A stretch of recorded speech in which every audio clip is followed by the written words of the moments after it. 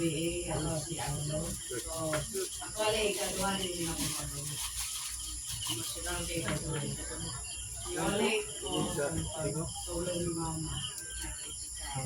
May 12 and until May 19. Namili ko sa Kuzar kritika si Mama. So, gusto mawala si Mama. Sugutan ako kasi Hindi na ako kaya mawala. sugutan niya nga. Very close of Sugutan niya. Mama's girl. So, yung late ko, last spots, salamat sa Ginoo, hanapin player ng kaayos. Palitan kong ticket, bisang mahal tayo. Matong, mama ko, admit mo sa mga so, ang dalis na kong time, naragyo ko mama. Before ko nabot sa kaya nag-ampok ko, Lord, bigo na ako, Lord. I know, money is on purpose, natin, purpose na. Sa previous na mga enjoyment about na to sa grace. About sa sitwasyon na itong pagkitabo, that is discipline grace. Kung wala ta sa iglesia ng kinabuhi, hindi ta kasabot sa atong sitwasyon. Pero di ba? Ma-depress lang ta. Kaya, i-accept na to.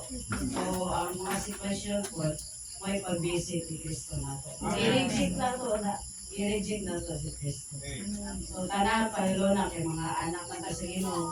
Part po na sa itong transformation and maturity. Hindi man ta gamiton sa Ginoo kung mga bata pa ta mature.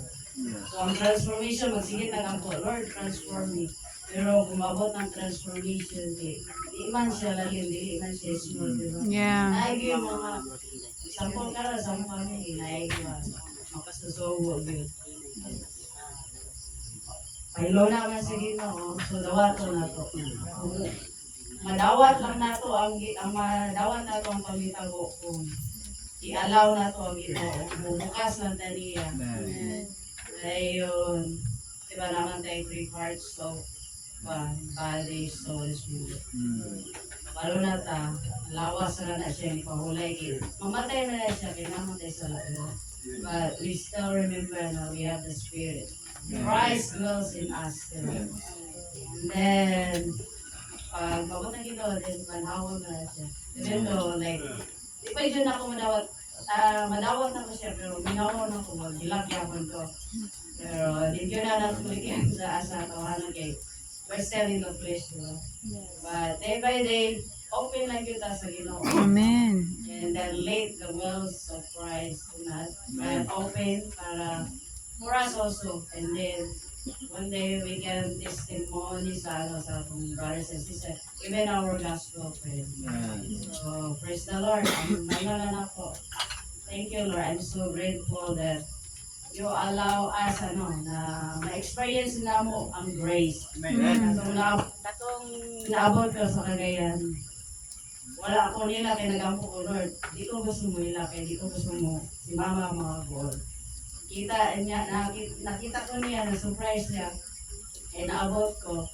Nayanar ako, amen ma, salamat sa Ginoo. Mayanar po siya, nagampo mi, mayanar siya yung ampo. Salamat Ginoo sa dagayang sangkap. Mayanar din siya, wala ang naagyan ako, Lord. Wala arani ka tumasin mo ah. Daigon ka Ginoo, sa imong dagayang sangkap nga nagsapaw-sapaw. So, praise the Lord kayo. So, dili na to siya i-dive, kundi always dive na to ang Ginoo.